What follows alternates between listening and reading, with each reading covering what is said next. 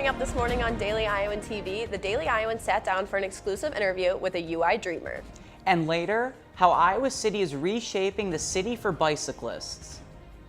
We hear from the Iowa football team after their overtime win against Iowa State. And we have a quick recap on the Hawkeye volleyball team's busy weekend in Carver Hawkeye Arena. Highs in the 80s and mostly sunny skies this week. I'll tell you more in weather. All that and more coming your way. Daily Iowan TV starts now.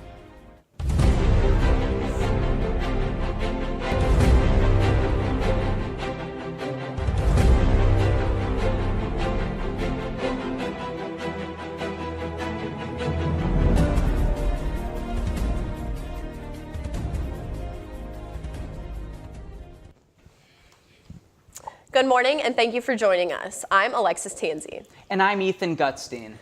Today marks the 16th anniversary of the 9/11 attacks on the World Trade Center, marking President Trump's first 9/11 commemoration while in office. President Trump and First Lady Melania Trump observed a moment of silence at the White House this morning and will later move on to the Pentagon. The morning remembrance was scheduled for about the time the first plane struck one of the Twin Towers. Meanwhile, Vice President Mike Pence will represent the Trump administration at the 9/11 Memorial in Shanksville, Pennsylvania, the site where Flight 93 crashed on that fateful morning.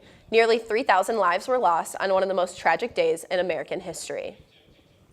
It's been a week where DACA was rescinded.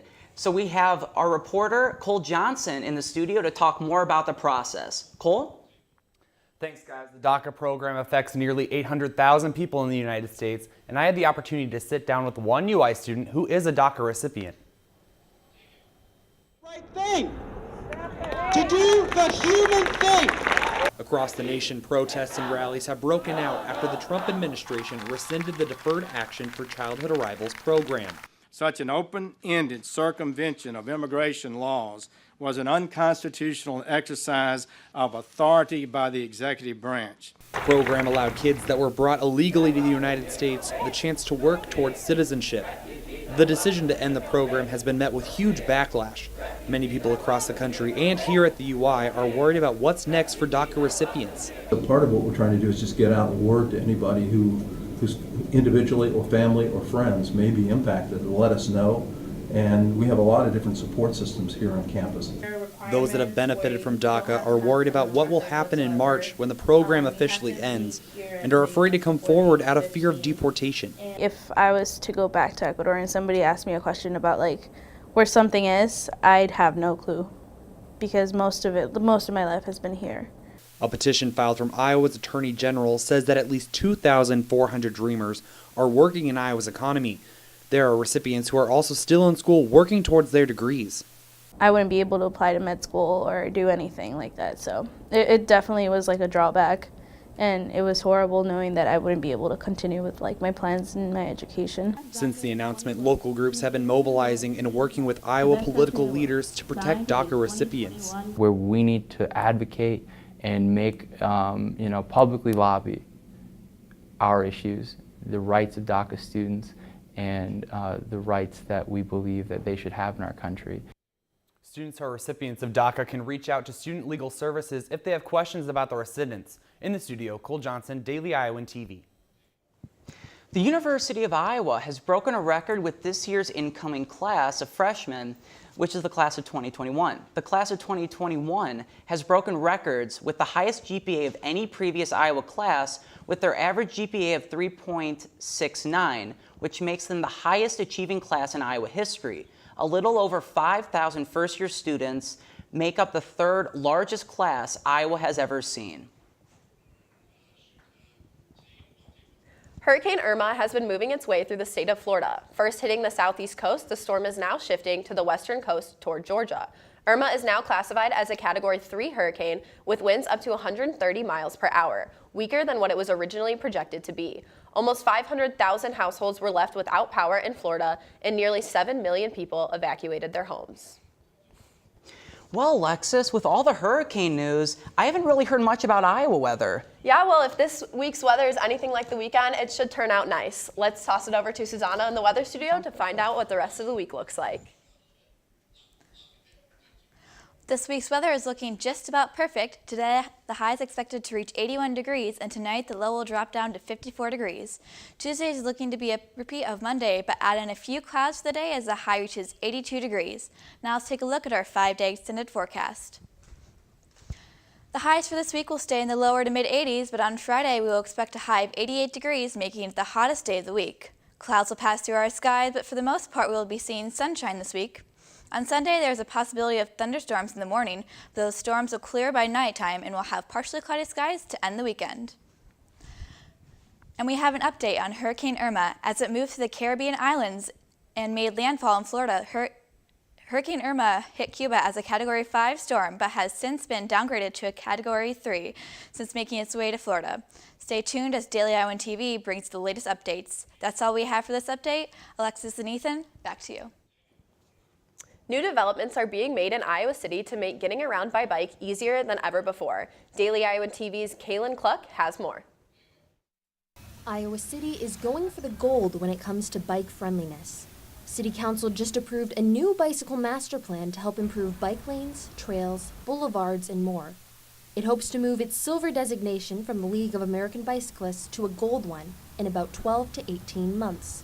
One major change involves converting Clinton and Madison streets from 4 to 2 lanes and a turn lane to make room for cyclists. And then we'll be adding in bike lanes on either side of the road. So that'll be a big change that students will feel close to campus. Meanwhile, on Friday afternoon, the UI Office of Sustainability held its fall bike checkup event. Bike enthusiasts lined up on the pedicrest to receive free gear and brake adjustments, tire inflations, and safety tips. Organizers said they were excited about the city's new master plan. Through the Iowa City Bike Master Plan, we're making big steps to get to a gold bicycle level community. I love that the community is in support of these things. It's better to burn your own energy than to burn some kind of gasoline. It saves from spending money at the gas station, but also it helps the environment as well. Workers from the Office of Sustainability mentioned that the university may start to develop its own master plan in order to make campus more bicycle-friendly than ever before. Reporting live from the Pentecost, I'm Kaylin Cluck. Well, Alexis, after this weekend's football game, I'm proud to consider myself a Hawkeye. Yeah, Ethan, I feel the same way. I got a little nervous around the end of the game, but I'm glad we pulled it out. Let's toss it over to Natalie and Alec in the sports studio to find out more about the game. Thanks, guys. The Iowa football team had a little bit of trouble with names this weekend. Yeah, the Hawks struggled a bit on defense, allowing 5 Cyclone touchdowns, but it looked like Nate Stanley and company finally figured out the offense. Yeah, Nate Stanley threw for 333 yards and 5 touchdowns, but they knew that no win comes easy against the Cyclones, especially on their home turf. It took a little bit of a push in the fourth, featuring a 46-yard touchdown reception by Akram Wadley to tie the game and send it into overtime. And then it was the true freshman Amir Smith-Marset that hauled in Stanley's 5th touchdown pass of the day for their game winner to silence the Cyclones. Here's what some of the players said after the game. In a perfect world, I wish it wouldn't have happened that way, but stuff happens for a reason, and like I said, just really proud of the team and everybody on the team for fighting and battling. And I think, in team sports, that's one of the most important qualities, so I think it's promising that we have that as a team, but yeah, we're not going to try to put ourselves in a situation we can.